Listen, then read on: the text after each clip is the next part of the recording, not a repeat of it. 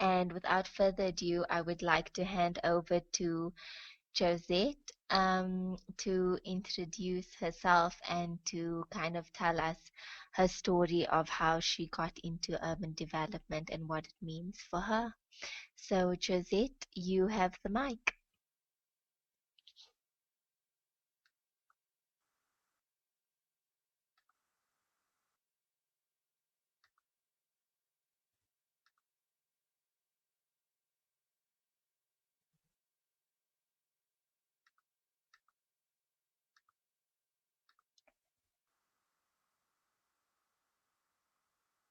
Hi, Josette. Can you switch on your mic? And you are on.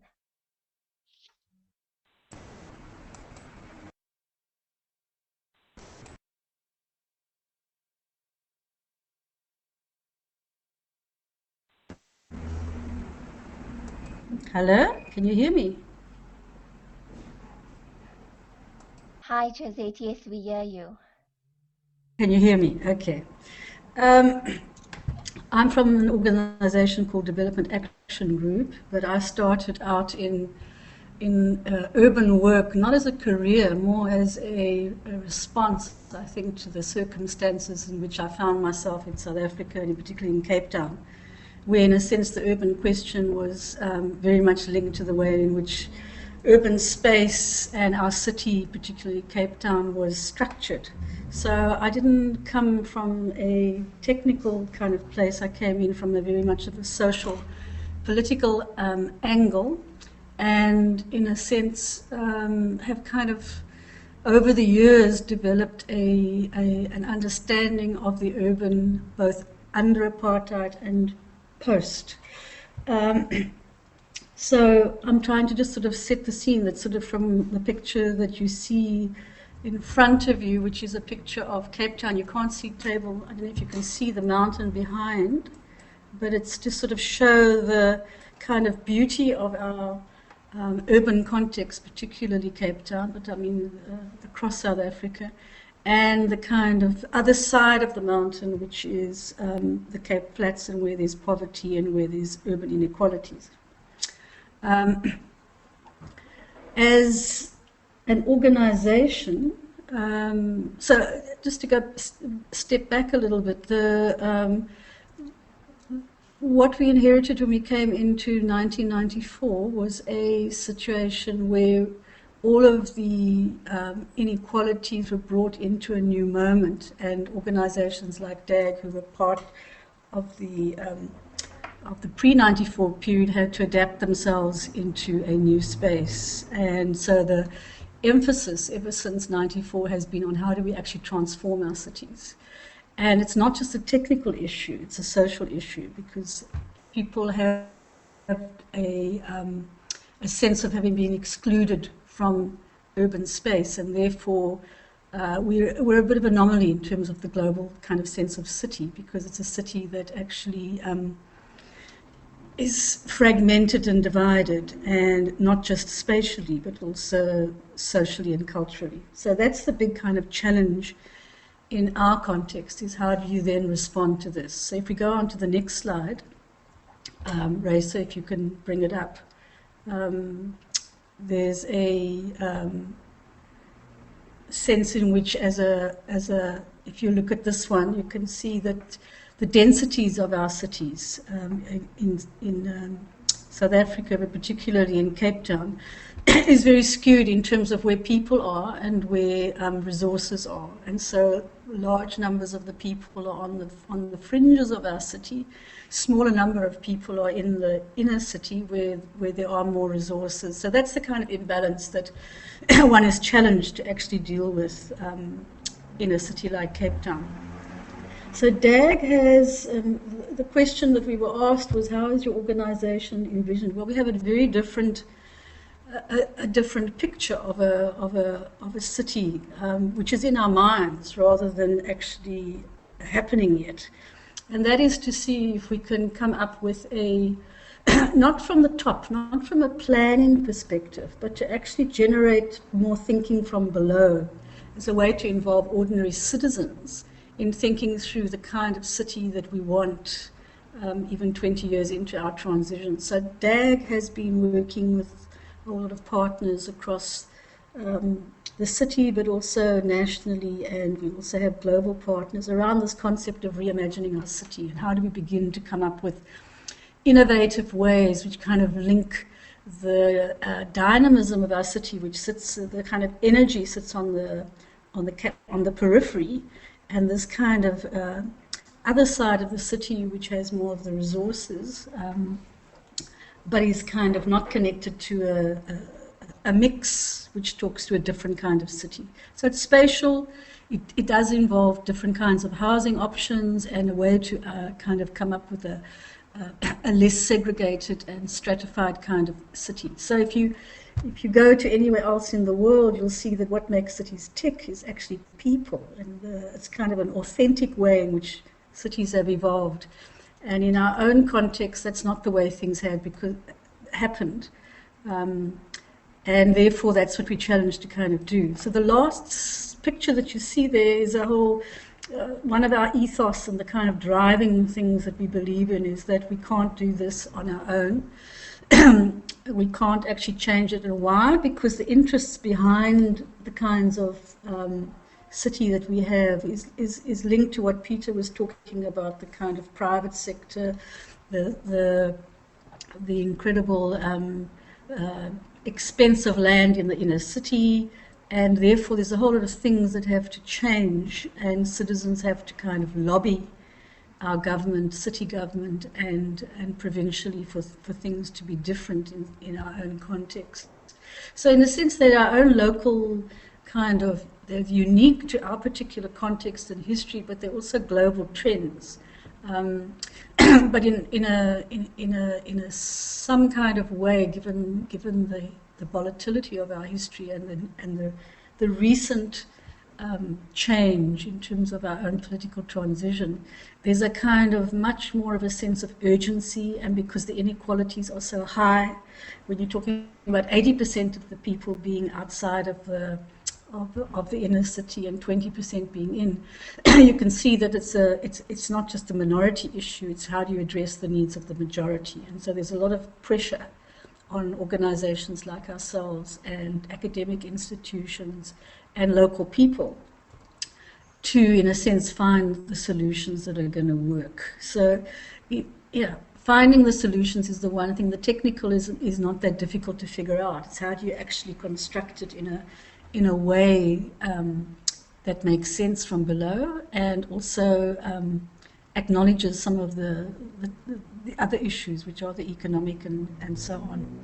So I don't know if that's made any sense, but it means that you're looking for, in terms of leadership, you're looking for people who are able to, to be thought to be leaders from below as well as from above. So it's no use if you're revered by a particular sector in a context like this. You have to create a kind of support from a range of different interest groups, and you have to lobby, I think, for the social in our context, maybe even globally, for the social to actually lead urban change and deal with urban challenges, and for the public sector to invest in that and the private sector then to follow. So it's kind of asking for a bit of a paradigm shift. Yeah, I think that's all. I know Peter went on much longer, but I'm more interested in kind of engaging, I think, with people around some of these issues, and hopefully I've made some points that are not just unique to our own context, but speak to things worldwide. I'm Thank you finished from so my much. side. Okay. Hello. No, it's fine. I'm finished from my side, Racer.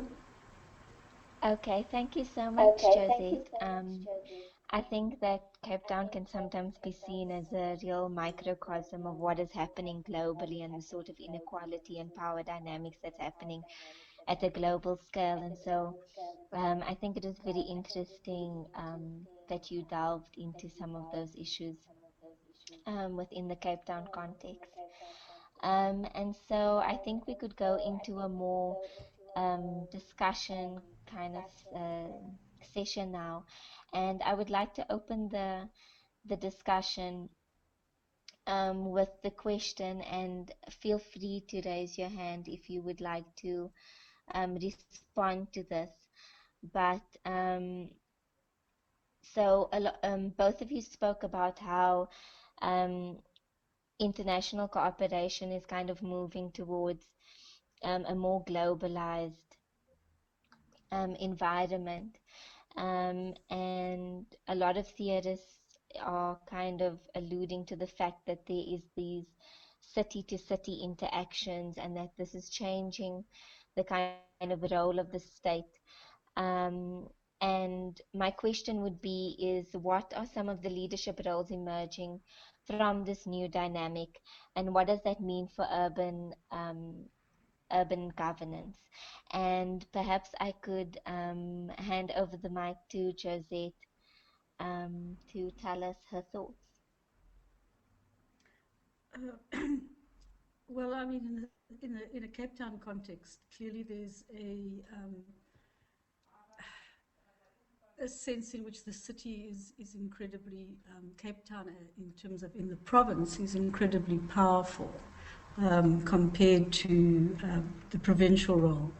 So but in the same time, while there's city to city competition, there's also, cooperation, there's also competition to be seen to be the most effective, the most sort of globally competitive kind of city. And so you've got this kind of two sides of the coin, which is on the one hand, city to city cooperation, on the other hand, competition.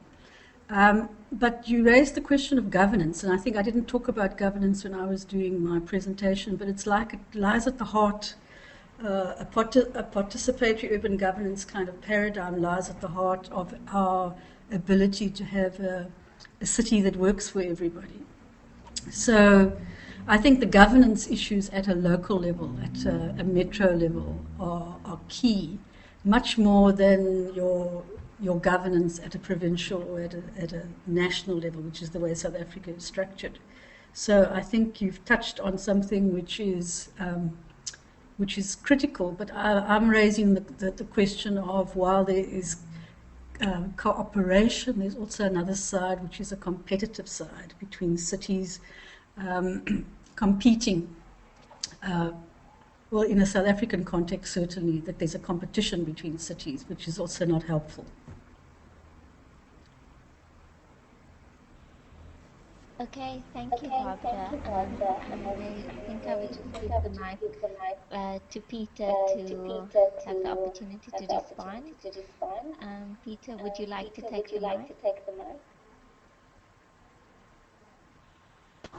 Sorry to interrupt, but Josette, are you maybe unmuted?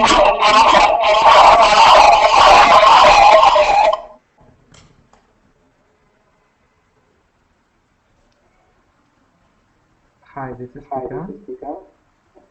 Um, I think when we talk about leadership, we need really to also include this notion of governance and later urban governance. And we see today, as you also mentioned, that okay, we have described that cities are becoming more important. There's urbanization, and it's not only individual cities. We see that cities are networked. There is a travel of people, a movement of people, a movement of goods, a movement of information. All of this is happening between different cities. That's why cities collaborate with each other, but also, as you mentioned, cities also compete with each other because they are um, the locations of companies who compete, and maybe of different concepts who also compete. Uh, we have some networks of cities. One is called metropolis. It's a network of megacities. Another one is called United Cities Local Governments. Those are attempts to network and collaborate and to exchange good practices. There are also increasingly important networks of South-South collaboration. So not only to transfer some good practices that in many instances don't work between the North and the South, but also to exchange experiences among different cities in developing countries. And certainly the level of the city learning is also a trend that will be more important in the coming years as the different places are urbanizing more and more. Um, but the level that we wish to have of city-to-city interaction, so this we wish to have it more, but it doesn't exist as much as we think. I think this is some thought I have. And when we think about who are also additional um, stakeholders in the process, so it is not only city governments. Their problem is many times that, as I mentioned before, they are not they suffer from lacking capacities. But we have the new actors are sometimes from civil society, from organizations like Josette's organization or other NGOs that are more and more important. And of course, some representatives of the private sector also that are very important in shaping urban environments, in shaping cities, in shaping urban visions. And in many times, the private sector stakeholders are willingly or not, or consciously or not, but they are dominating many visions of cities today. Um, uh, Most of the time, it's probably not really conscious, but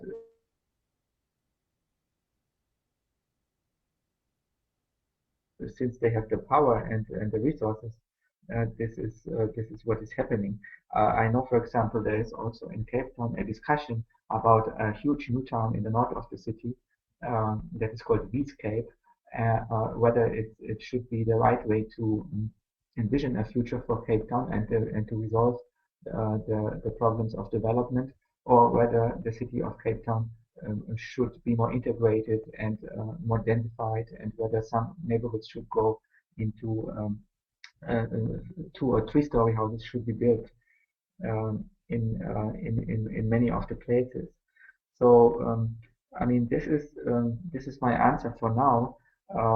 So we need, if we think about leadership, we and I totally agree with Josette that with the level of local governance, of participation, of collaboration at a really local level is crucial, and we need to differentiate between government and governance. The second one includes people and different kind of stakeholders, and means that these different stakeholders negotiate what they want, and they collaborate, communicate, and try to find a consensus. Only a city that has a consensus with different stakeholders can be a successful city. I use this as the final statement for this question. Thank you.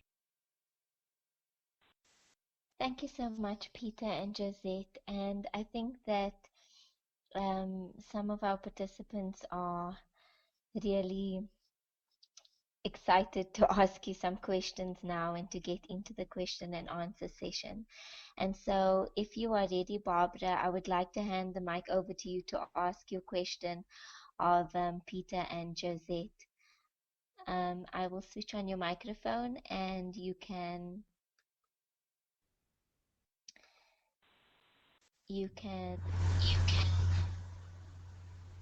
ask your question. Great, I can ask my question. I would like to ask Peter, because I'm very interested in, okay, taking existing cities to grow, how to make good neighborhoods. Perhaps he has some more examples, or at least one example for me. Thank you.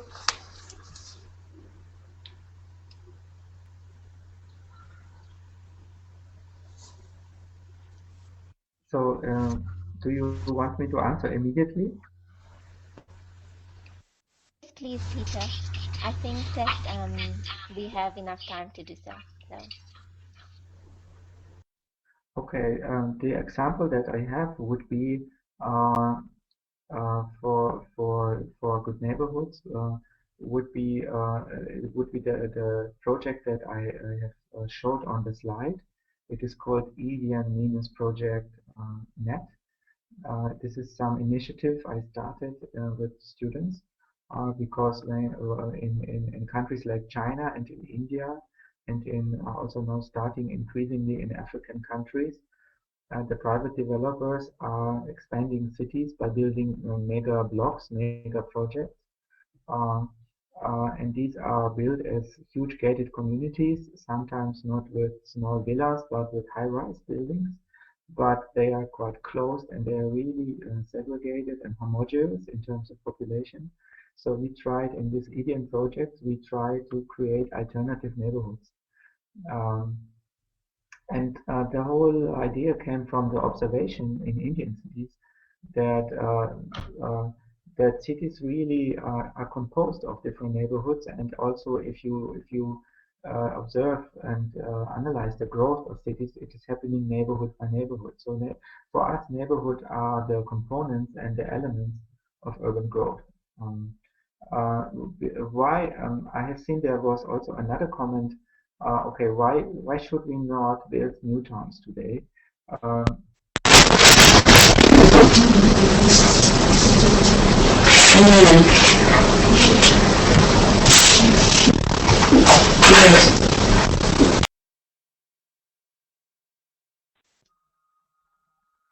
hello. Yes, I don't know hi, why we have this hi, noise, sorry, but Peter. There. Okay, you can continue. I think that there was yeah. just a bit of an interference.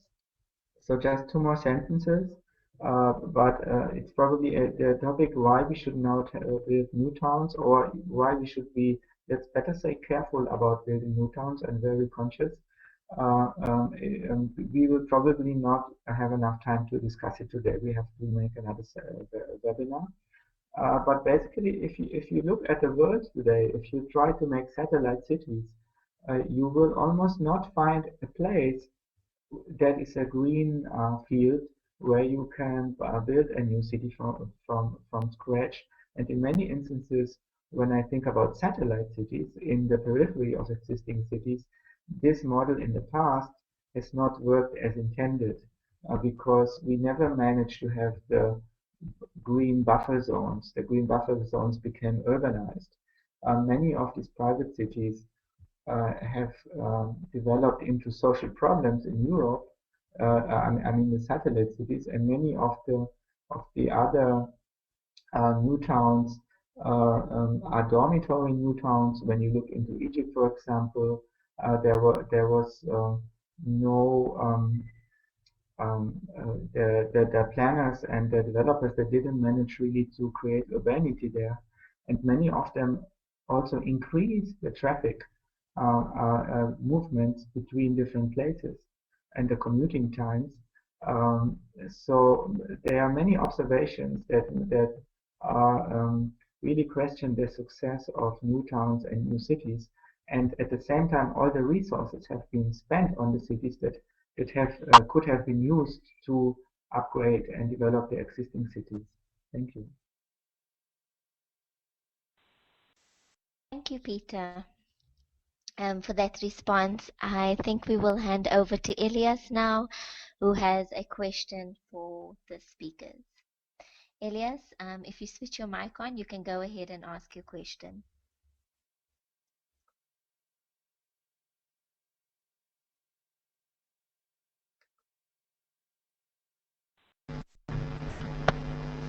Um, Thank you. Let me start from my observation. It seems that inevitable trend that cities are becoming a gravity for a pullover of rural community. And in my observation, the irreversible trends and the new dynamism in cities in Africa where I live. The influx and the new input from the international as well as local trends have put a pressure on cities to accommodate these changes.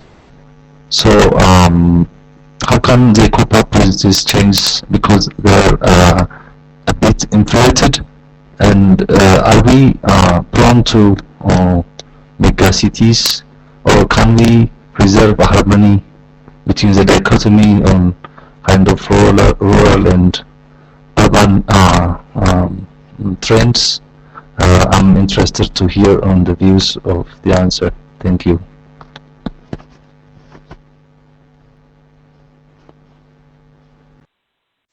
Thank you, Elias, for your question. And maybe Josette or Peter, you could just indicate with the little hand on your left-hand side of the screen whether you would like to answer. So if you, okay, Josette, you are up and Peter or Jose, either of them can answer it.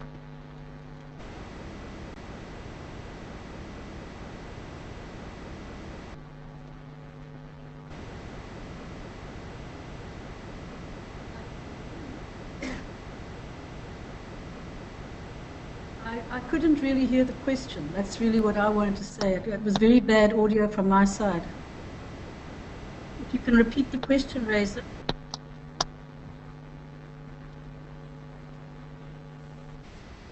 okay, Hello? sorry about that.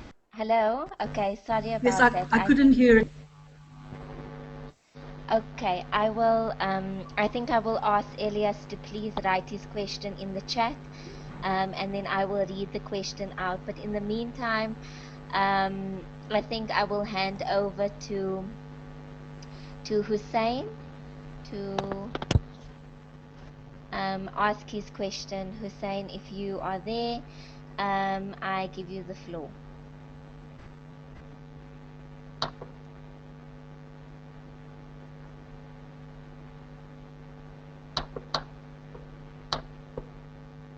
Hussein, are you there? Okay, if not, then I would like to ask a question from Hussein, who wrote in the chat earlier. In a short time, huge change in population. Is this a challenge or is it an opportunity?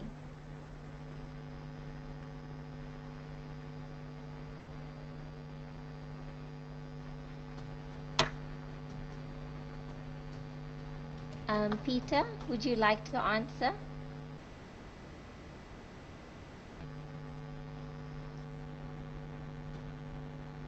Yes, I'm here. I mean, it's very evident, right, that it is both. It is a challenge because there is a change and transformation going on. Change in population means when we look at the industrialized countries, let's take Japan and or Germany, that we have a shrinkage in population. And it is a challenge how to accommodate this shrinkage, how to pay the retirements for the old people, and for how to guarantee for the health care, etc. Most of you know these problems or can imagine the problems. At the same time, when you have the immense growth of population, also we need to make sure they are educated. We need to make sure they find enough space. We need to build new infrastructure. We need to build new settlements. You realize I'm talking as a planner now, but we need to organize many things, and this is actually the definition of planning is the management of change. Uh, uh, and they are problems because we have to resolve these challenges. But on the other hand, the opportunity is, of course, that if we have this if we have this change, we always have some energy, some dynamics, some uh, um, some some citizens that have their ideas, their visions, and all of this is an opportunity to empower them and to to support them, because also, as was mentioned in the discussion before, when we talk about leadership or governments or governance or and planning, it can only be a supportive process. The actual change has to happen from the ground. It cannot really be imposed. So this is an attempt of a short answer from my side. Thank you. Thank you, Peter. I think that we are discovering throughout this MOOC and throughout our investigation of all our leadership challenges is that the answers are never clear or straightforward. And with that, I would like to ask another question from one of the participants. And this is from Suzanne Kerato. And she is asking or commenting rather on the fact that people leave rural areas and eventually forget how to be self-sufficient. What happens when the people raising food, etc., cannot supply the cities with what they need for a proper standard of living? Most people are not growing food in cities, though that can change.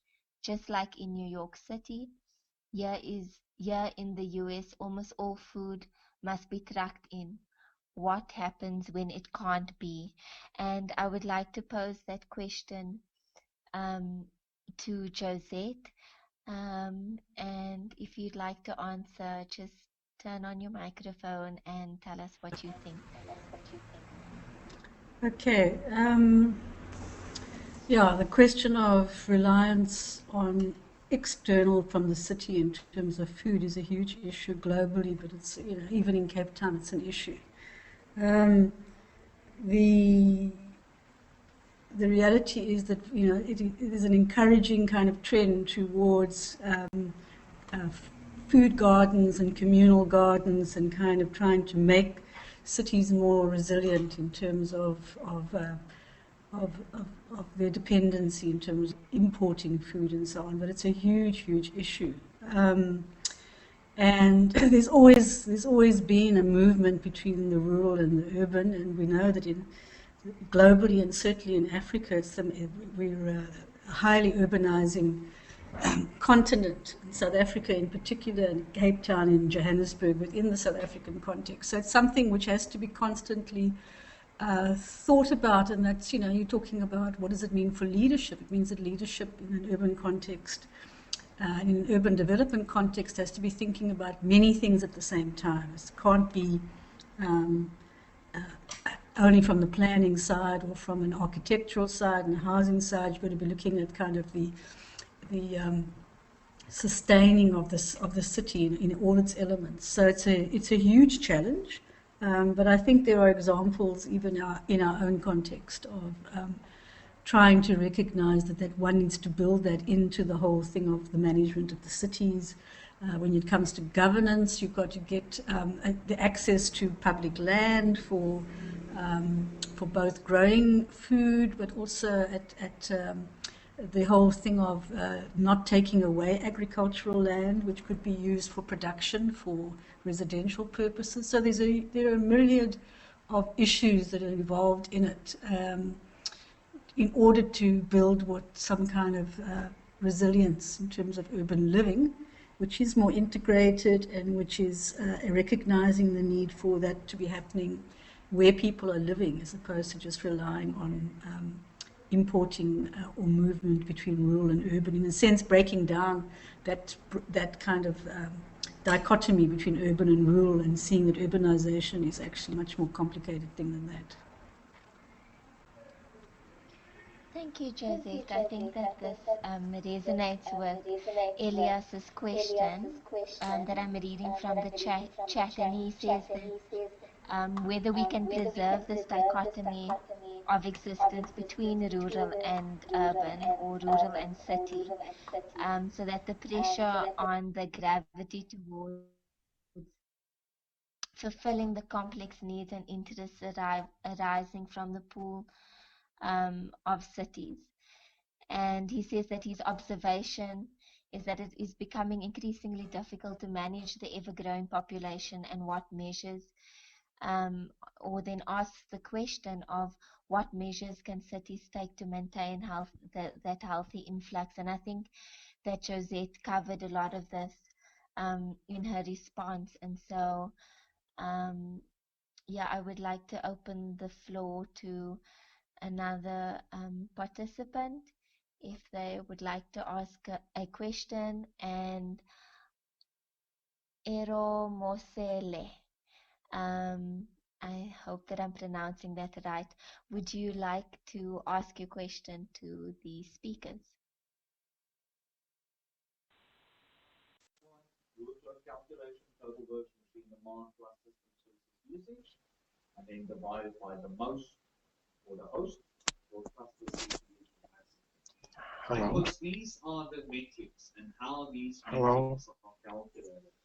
So you can go work through them in your mind. Is that going to be all right with everybody?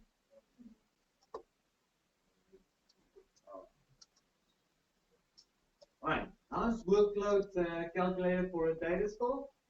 So data store disk space workloads use space over total capacity equals use space over the total capacity on the workload. Data store I/O workloads, how many IOPS virtual machine wants to use over the estimated capacity, and then that's the estimated outstanding IOPS based on observed IOPS.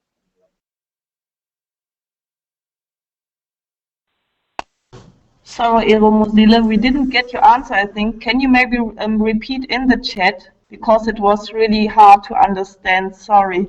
Can you maybe write in the chat? Thanks.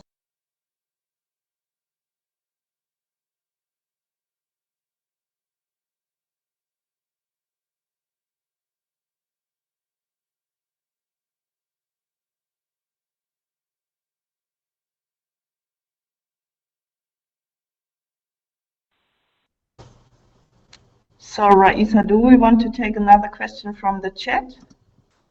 Because I saw a question of Krishan Benik. He's asking, but what does governance consist of? Decision making based on what information at hand? And Suzanne Siriato wrote, how about rewarding people for remaining outside of the urban areas? Thank you, Susanna. I think that maybe, Peter, if you'd like to answer this question, I think that there's a trend towards this kind of urban-rural relationship, and the sort of push and pull factors that dictate that. And so, Peter, would you like to answer those questions? Okay, thank you, Rita, and thank you for the question. Thank you for all the great comments in the chat that I will take some time to read also later. When we talk about the growing urban populations, we don't only have the migration from rural areas to cities. That is actually in most of the places that is becoming less. But the cities are already so big and they have a natural growth by birth rates. So the cities will continue growing even if we stop the rural urban migration. This is really a trend we have to accept, and we cannot really reverse drastically. Of course, what we can do is we can try to find policies and to find good ways to reduce the birth rates. But the most efficient way to reduce the birth rates in many instances is economic development. Uh, um, um, there are more aspects into it, and also good communication and information of people about family planning is also, of course, a good policy. Um, then what is also very important to recognize is that we are not talking about cities and villages as some opposing concepts and some competing concepts, but they really they interrelate. in many countries worldwide, particularly in Africa, but also in Asia and in other regions, many people who have a stay in a city, they will also have a stay in a village, and they will migrate depending on the time of the year or depending on the job, depending on their age. Maybe they work in a city and they will retire in the village, and this is going to remain in that way. Um, One last aspect I was trying also to refer to in the beginning is that if we think about how we can have a sustainable future with more than 10 billion people in the world, my hypothesis, which I cannot explore in depth today, is that the future can be more sustainable when we have an efficient living of most of these people in cities than if we would spread around the 10 billion people in villages in the whole world. We live in a world that is increasingly um, specialized. If you ask people who stay in villages, it's not this romantic picture that we many times see from the cities.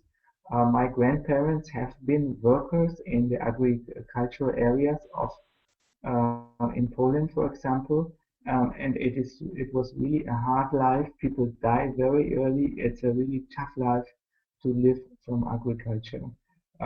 So I think people who want to change that, who want to create a better future for the children, who prefer also to work in cities, have to be understood, and their motivation has to be understood. Uh, um, this is at least also my personal view on that. I try to give you like 2 or 3 different aspects in from which kind of perspectives we can discuss and conceptualize this urban and rural nexus. So thank you for that, and I'm sure there will be more interesting comments in the chat coming. Thank you.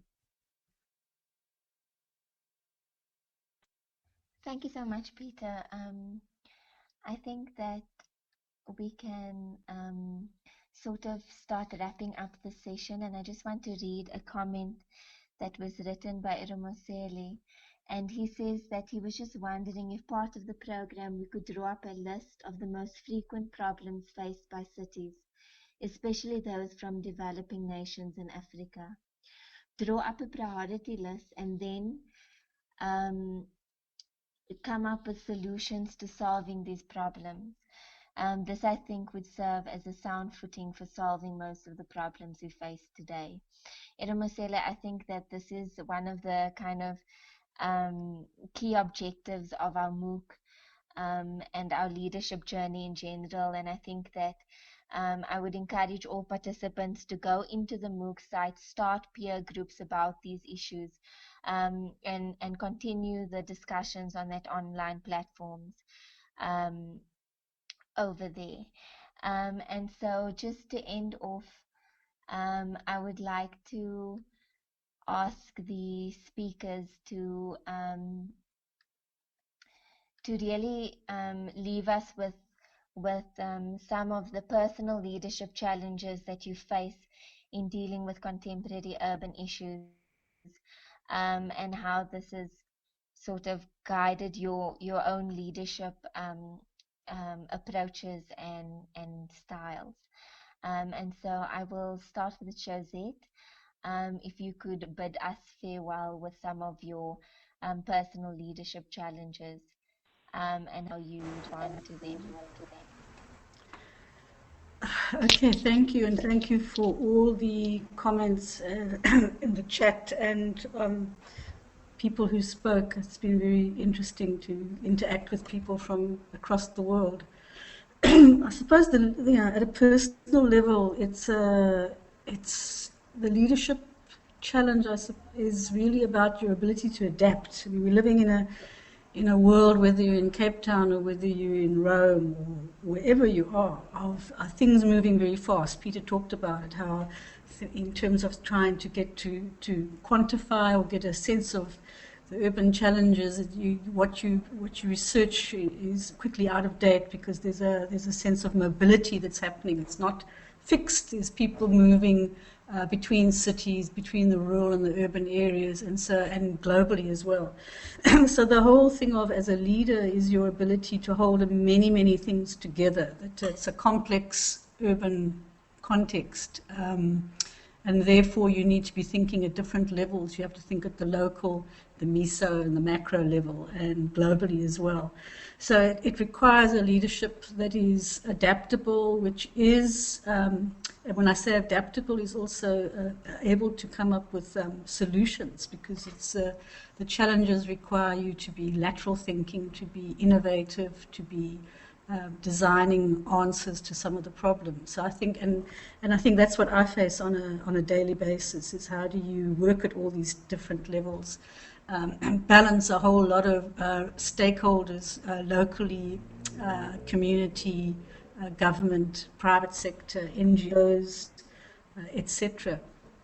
And hold all of these things together, not burn yourself out and not be exhausted. So I think the leadership challenge is really how do you step up to the plate in such a context situation, but also keep it, even though it's complex, try and keep the approach as simple as possible and focus in on priorities and the things that need to be done that you can do. And never try and do it on your own, but try and do it with a range of people who think like you, who share the same kind of values, and never removed from a connection with the people that matter on the ground. So with that, I'd like to say farewell to everybody and thank you for the opportunity to be able to participate in this webinar. Thank you so much, Josette. Thank you so much for your contribution. I think that it's important for us to really sort of understand what the work is of the foot soldiers in addressing contemporary urban challenges are. And so it was such a privilege to have you here with us. Peter, would you like to respond to our question? Well, just very briefly, I can really agree to the stellar statement of Josette, and I sign into this in. The leadership discussion actually is a new perspective for me, but when I think about it, of course, I find myself in this role as a professor in the university. I have to guide students, I have to guide future leaders. As a planner, I have to try to guide processes in cities, uh, and in different roles in my life, I find it again. Um, I think that yeah, a successful leader should be able to trigger, inspire, guide positive change. That he should know the the basic trends, and he should be able to utilize the opportunities. So I think this is a good final statement from my point of view, from my perspective, because it also relates to my introduction. Thanks a lot for the opportunity to participate in this discussion, and please feel free to contact me if you have other comments or questions, or if you want to have some literature recommendations, etc. Thank you so much, and I hope to meet you again.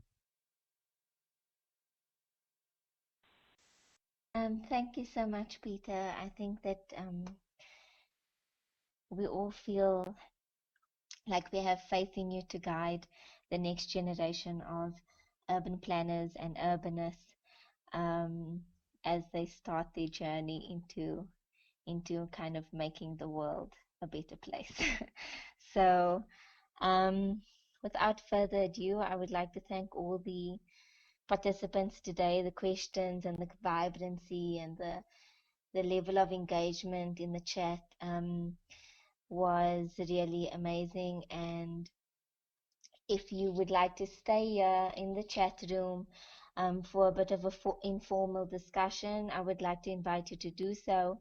And otherwise, you can join us on the forum in the MOOC space. You will see the link to the forum in the chat, and we can continue our discussion over there.